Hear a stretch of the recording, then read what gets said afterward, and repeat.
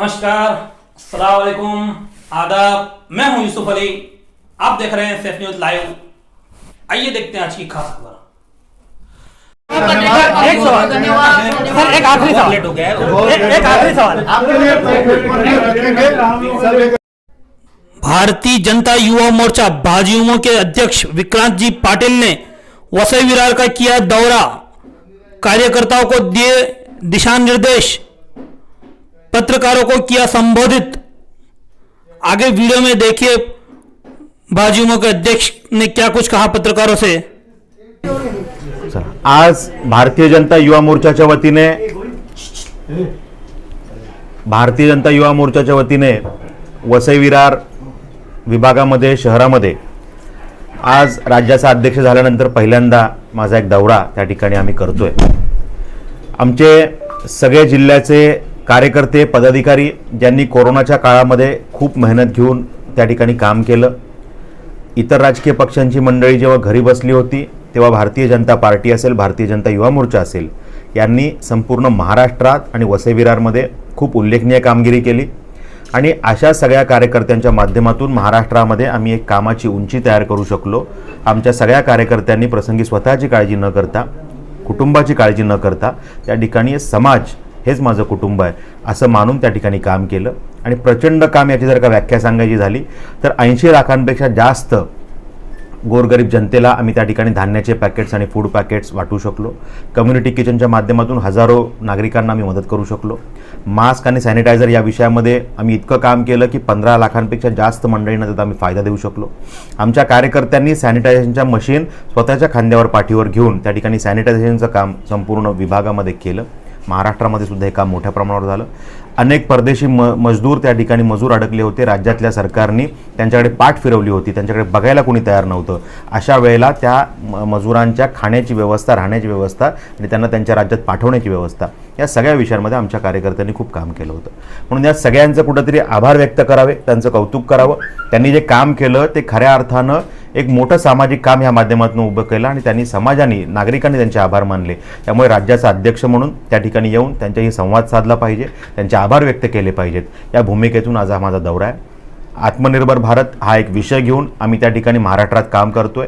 आमच्या पंतप्रधानांनी या कोरोनाच्या काळात सुद्धा एखादी संधी तयार केली पाहिजे आणि त्या माध्यमातून युवांना, माता भगिनींना आणि गोरगरीब जनतेला त्या ठिकाणी समोर आणलं पाहिजे की तुम्ही सुद्धा नोकरी करणारे होण्यापेक्षा नोकरी देणारे होऊ शकता। आत्मनिर्भर भारत ही संकल्पना या देशामध्ये त्या ठिकाणी केली आणि म्हणून युवा मोर्चाच्या माध्यमातून त्या संकल्पनेला, त्या पंतप्रधानांच्या स्वप्नाला जगत ते स्वप्न अस्तित्वात उतरवण्यासाठी आम्ही सगळेजण त्या ठिकाणी प्रयत्न करतोय। आणि म्हणून आमची सगळी टीम असतील, आमचे जिल्ह्याचे अध्यक्ष अभय कक्कड असतील, आमचे इथले प्रभारी गौरवजी पोरवाल असतील, आमचे अजित सिंगजी प्रदेशाचे उपाध्यक्ष असतील, आमचे नेते इथले मनोजजी बारोट असतील, आमचे जिल्ह्याचे भारतीय जनता पार्टीचे अध्यक्ष राजनजी नाईक असतील, आमचे सगळेच कार्यकर्ते, सगळेच पदाधिकारी यांच्या माध्यमातून आत्मनिर्भर भारत या संकल्पनेच्या अंतर्गत एक केंद्र आम्ही तयार करतोय।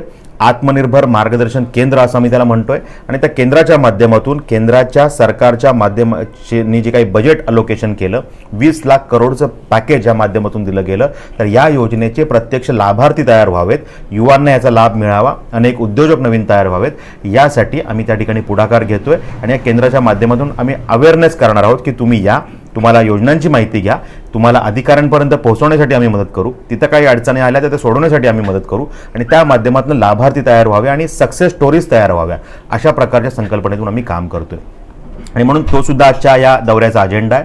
आणि त्याचबरोबर या सगळ्या युवकांशी, कार्यकर्त्यांशी संवाद साधावा, इथले प्रश्न, इथल्या नागरिकांचे प्रश्न, युवांचे प्रश्न हे जाणून घ्यावेत आणि त्या माध्यमातून त्यांना न्याय देण्यासाठी जसं आम्ही महाराष्ट्रभरात काम करतो त्याच पद्धतीनं इथे सुद्धा ते काम उभं राहावं, ताकदीनं राहावं। आमचे सगळेच कार्यकर्ते ताकदीनं काम करतायत, पण त्यांना अजून ताकद द्यावी आणि त्या माध्यमातून जी त्यांनी कामाची उंची तयार केलेली आहे ती उंची अजून वाढावी, यासाठीचा प्रयत्न करण्यासाठी, संवाद साधण्यासाठी आज मी यांच्यामध्ये आलेलो आहे।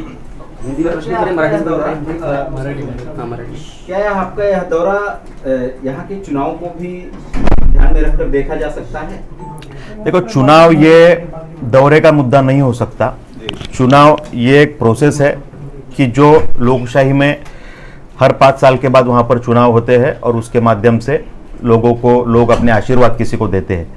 तो ये चुनाव तो आते जाते रहेंगे, लेकिन भारतीय जनता पार्टी के कार्यकर्ता, भारतीय जनता युवा मोर्चा के कार्यकर्ता ये अविरत रूप से काम करने वाले कार्यकर्ता है। और पंडित दीनदयाल जी उपाध्याय जिनके मार्गदर्शन पे जिन्होंने हमको जो सपना दिया, इस सपना लेकर हम चलने वाले कार्यकर्ता है कि अंत्योदय का सपना, कि पंक्ति में खड़े आखिर के व्यक्ति का विकास जब तक नहीं होता तब तक काम करना है, ये सपना लेके काम करने वाले हम कार्यकर्ता है। और इसीलिए राष्ट्र प्रथम इस कॉन्सेप्ट पे काम करने वाले हम कार्यकर्ता है। तो चुनाव ये एक माध्यम है लोगों की सेवा करने का। तो चुनाव जब ये आएगा तो हम चुनाव को उस हिसाब से भी देखेंगे, चुनाव में जीत हासिल करने के लिए जो कुछ करना है वो सब करेंगे। लेकिन ये जो दौरा है ये कार्यकर्ताओं से संवाद करे और उन्होंने जो काम किया है उसका कुछ उनको अभिनंदन करे, आभार व्यक्त करे और अगले काम के लिए तैयारी करे। आप कह रहे हैं कि कार्यकर्ताओं का अभिनंदन, कार्यकर्ताओं ने कोरोना काल में जो काम किया है उसका अभिनंदन, उनका कौतुक करने के लिए आप आए हैं। लेकिन पूरे वसई विरार में जितने भी बैनर मिले उसमें आपका हार्दिक स्वागत है इस शब्द का प्रयोग है। तो जो आप कह रहे हैं वो तो कहीं सत्य नजर आ नहीं रहा है। ऐसा लग रहा है कि प्रेस कॉन्फ्रेंस है और कोरोना काल में आप आए हैं, इसलिए उस पूरी बात को दबाने के लिए कि मेरा स्वागत कोरोना काल में हो गया है, उसको दबाकर आप अपनी बात को ऊपर करने की कोशिश कर रहे हैं। हार्दिक स्वागत इस मतलब इसका जो अर्थ मैं समझता हूँ, थोड़ी सी हिंदी थोड़ी सी मराठी हमको भी समझ में आती है। तो हार्दिक स्वागत जब कोई एक पार्टी का बड़ा उनका भाई आता है, कोई नेता आता है, तो उसका स्वागत करने की परंपरा, तो वो कहाँ है कौतुक को कार्यकर्ताओं का जो आप अभिनंदन करना चाहते हैं, वो शब्द या उसका जिक्र नहीं है कहीं पर भी। मैं जरा बात करूंगा कि हार्दिक स्वागत जो रहता है वो नेता जब आता है, परिवार का कोई सदस्य आता है तो उसका स्वागत तो किया जाता है। हमारे घर में भी कोई मेहमान आता है तो उसका स्वागत तो हम करते हैं, लेकिन वो घर में आने के बाद, दरवाजे से अंदर आने के बाद उसको हम खाना खिलाते हैं, उसके साथ गप्पे करते हैं और पूछताछ करते हैं, उसको कहते हैं संवाद। तो आज मैं 1 बजे यहाँ पर आया हूँ, अनेक कार्यक्रम है, अनेक उद्घाटन है, अनेक जो मैंने जीवदानी माता के पास दर्शन के जाने का मेरा इच्छा था, वहाँ पे हम गए थे। और ये सब विषय करते करते हमारा एक पार्टी का मेड़ावा भी है और कार्यकर्ताओं से हमारी मीटिंग्स भी है। ये पूरा दिनचर्या है जिसमें 7-8 विषय है, उसको लेके हम काम कर रहे हैं। तो हार्दिक स्वागत बैनर, आप अगर ऐसे चाहते हैं कि बैनर पे पूरा शेड्यूल डाला जाए तो अगली बार से हम वो भी करेंगे। लेकिन हमारा जो दौरा है वो जाहिर दौरा है। वो दौरे की प्रत कॉपी चाहिए तो वो भी हमारे अध्यक्ष आपको देंगे। सोशल मीडिया पे हर जगह पे वो दौरा दिया हुआ है।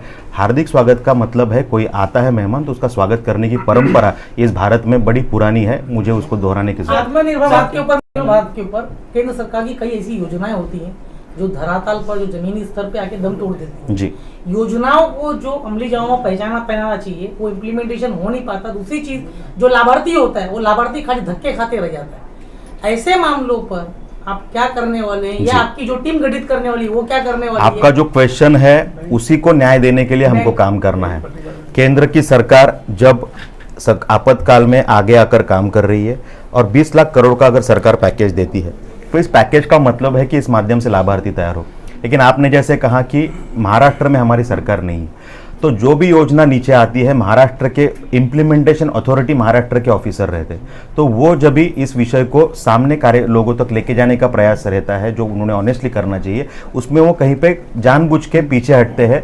वो स्कीम जितनी ईजी है उतने ईजी रूप से लोगों तक लेके नहीं जाते और उसके कारण एक रिजिडिटी आती है, उसमें एक ऐसा आता है कि रेजिस्टेंस आता है कि लोग कहते हैं कि नहीं इस स्कीम का फायदा नहीं होगा क्योंकि ये इसको पाना ये बहुत डिफिकल्ट है।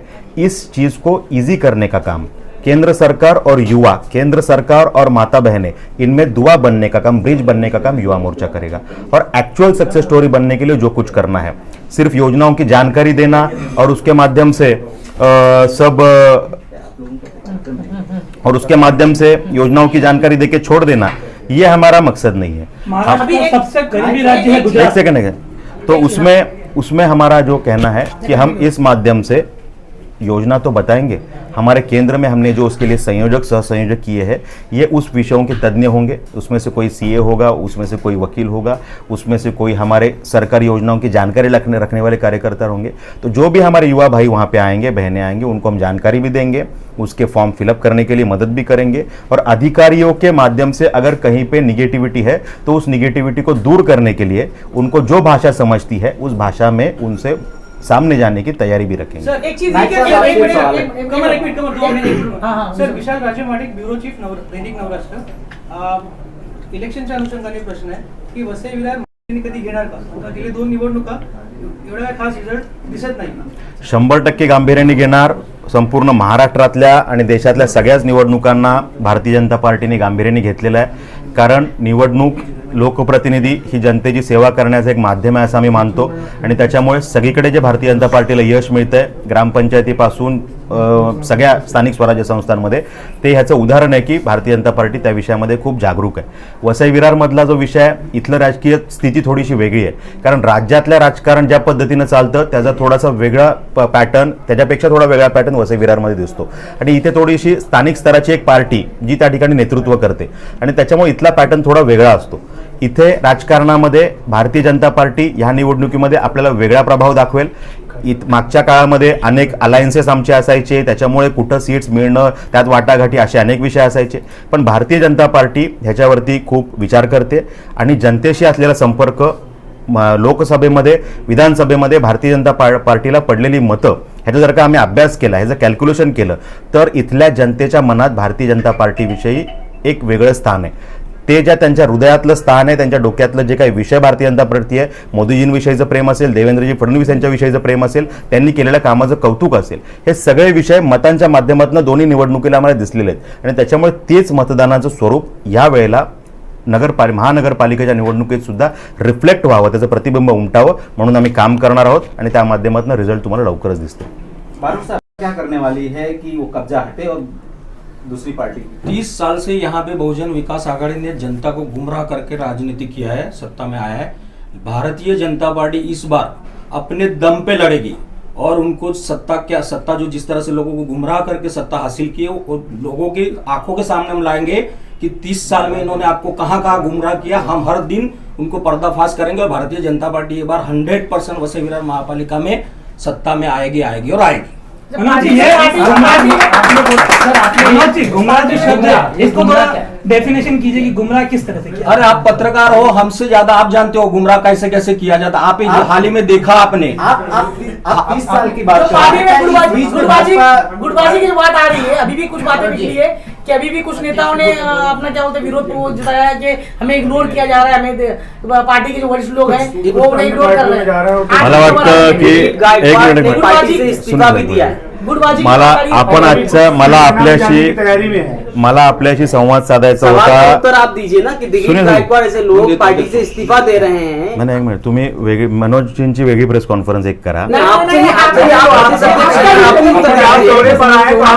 असं म्हणायचं की मी ज्या अजेंडा पार्टी के अंदर मतभेद आप भी उत्तर दे सकते और हैं. यहाँ पर अगर गुटबाजी का ऐसा कुछ मामला आता है तो आप उसको बोल सकते हैं ना.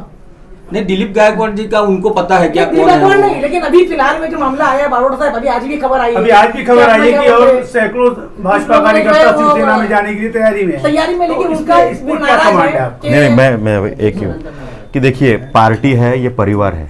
घर में भी हमारे मतभेद रहते हैं लेकिन एक बात आपको बोल सकता हूँ कि मनभेद इस पार्टी में कभी नहीं होते. राष्ट्रीयता यही प्राथमिकता मान के काम करने वाले हम कार्यकर्ता हैं और इसीलिए अनेक विषय राज्यों में ऐसे होते हैं. अनेक पार्टी में हर पार्टी में ऐसे विषय होते हैं.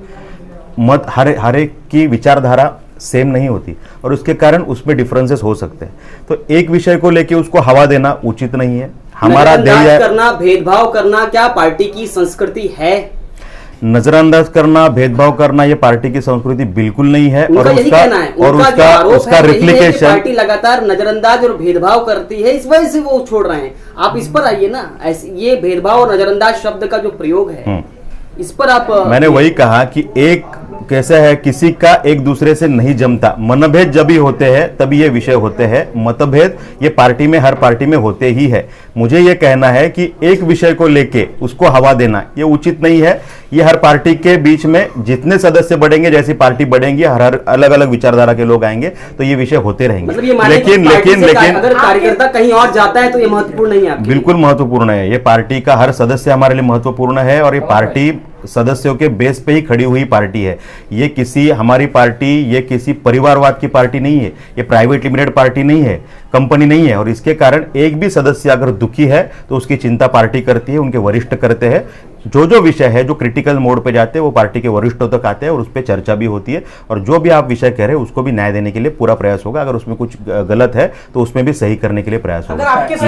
आपके संज्ञान में ऐसा कुछ अगर मामला आता है जो नाराज है, तो आप उस मामले को लेकर क्या करोगे? बिल्कुल, उसमें जो है वस्तुस्थिति जानेंगे हम, किसकी गलती है, किसको क्या दुख हुआ है, कौन क्या, आप जो नाराजी की बात कर रहे हो वो एक्चुअल नाराजी है कि कोई गलत फहमी है, उसको जानकारी लेंगे। अच्छा, बहुत से बार क्या होता है कि गलत फहमी होती है और उसके कारण उसको स्वरूप नाराजी कहा जाता है, लेकिन बहुत छोटे विषय रहते हैं, एक 4 कमरे दीवारी के अंदर बैठे तो बात खत्म हो जाती है।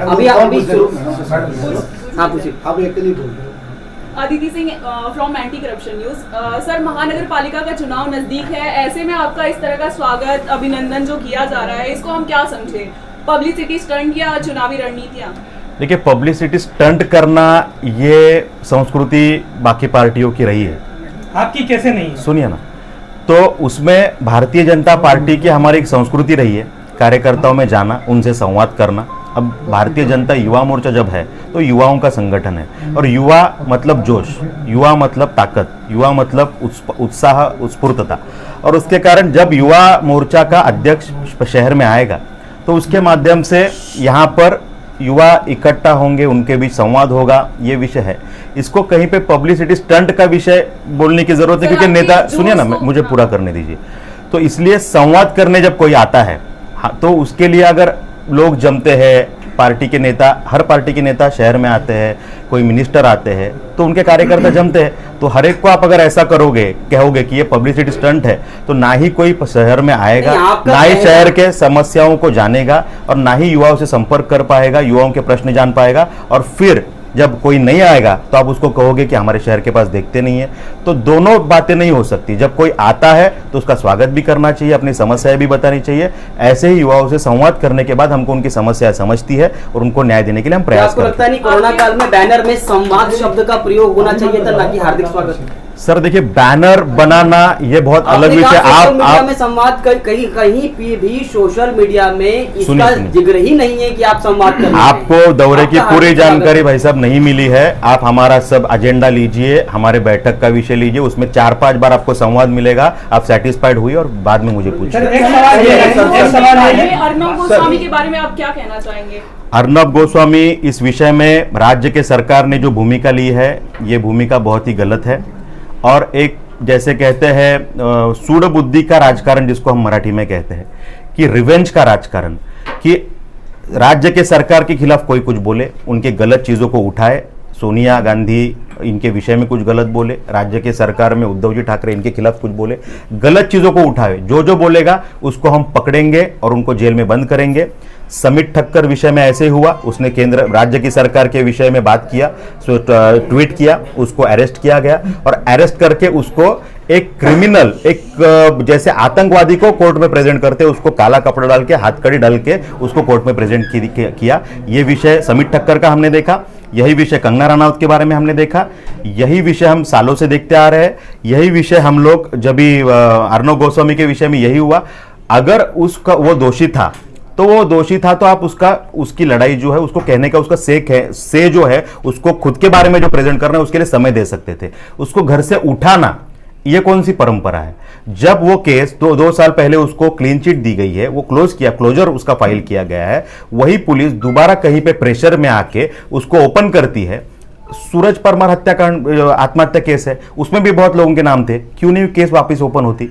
तो अनेक विषय है ऐसे। कोई सुसाइड नोट में कुछ लिखता है तो उसके बाद में वो केस पे तहकीकात होती है, पुलिस उस पे इन्वेस्टिगेट करती है, और वो होने के बाद में उसमें क्लोजर फाइल किया जाता है, और क्लोजर होने के बाद में 2 साल के बाद में उठने के बाद अर्नब गोस्वामी सरकार को टारगेट करता है, उनकी कुछ गलत बातें उठाता है, इसके लिए उसको ऊपर दोबारा तकलीफ देना, ये मुझे लगता है गलत है। अगर वो दोषी है, वो अगर दोषी है तो उस पर कार्रवाई होनी चाहिए। लेकिन ये जो तरीका है, हमको अर्नब गोस्वामी इस विषय में कुछ नहीं कहना, हमको कहना है इस वृत्ति के बारे में कि जो सरकार के खिलाफ बात करेगा उसको आप अगर ऐसे पुलिस के ताकत का उपयोग करके आप गुंडा,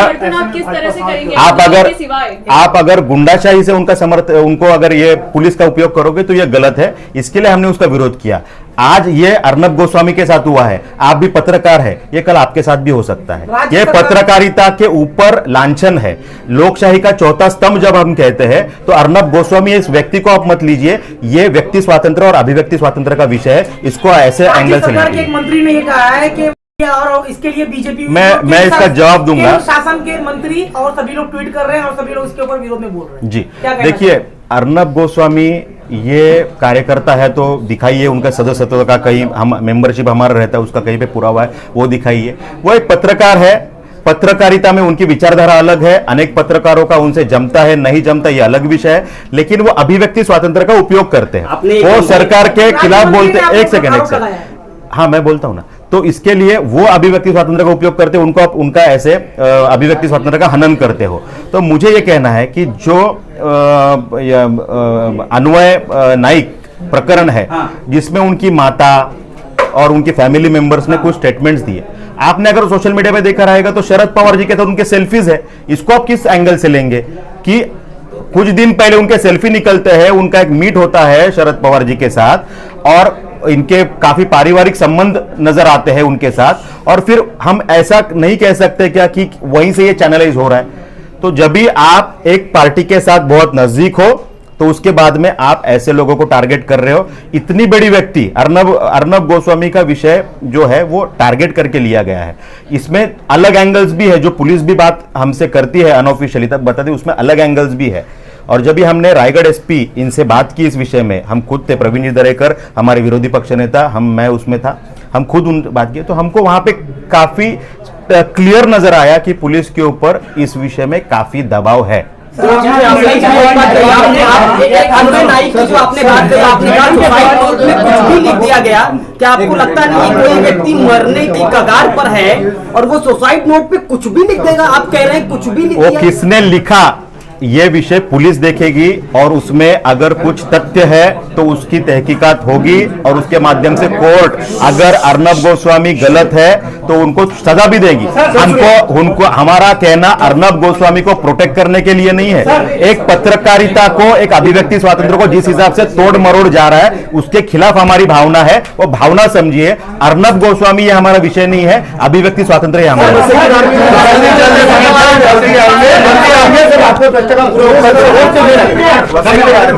धन्यवाद धन्यवाद। और किसी के भी माइंडेड रहे, कहीं से भी आए हो, उससे हमको फर्क नहीं पड़ता। हमारा एक स्ट्रेट फॉरवर्ड एजेंडा है, हम जनता के प्रश्न लेके जाएंगे, युवाओं के प्रश्न लेके जाएंगे। अगर वो अच्छी बात से समझते हैं तो उस भाषा से बात करेंगे। हम संस्कारित कार्यकर्ता है, हम संस्कार पहले दिखाएंगे, और अगर उस बात को टाला जाता है तो हर तरह की भाषा जो उनको समझ में आती है वो भाषा बोलने की भी हमारे मना कर देते हैं। कमिश्नर यहाँ के ना मिलते हैं, ना मिलने के लिए मना करते हैं। हमारे जो डेजिग्नेटरी है, यहाँ के पदाधिकारी है, वो विधायक विषयों को लेके वहां पर जाते हैं, उनकी मुलाकात भी होती है और उनको उस विषय में न्याय भी मिलेगा। हम उस विषय में काम कर रहे हैं और ऐसे कुछ अन्याय है तो हम खुद आपसे संपर्क करेंगे और आपको विषय देंगे और बताएंगे कैसे अन्याय। सर एक सवाल, सर एक आखिरी सवाल हो गया है, एक आखिरी सवाल।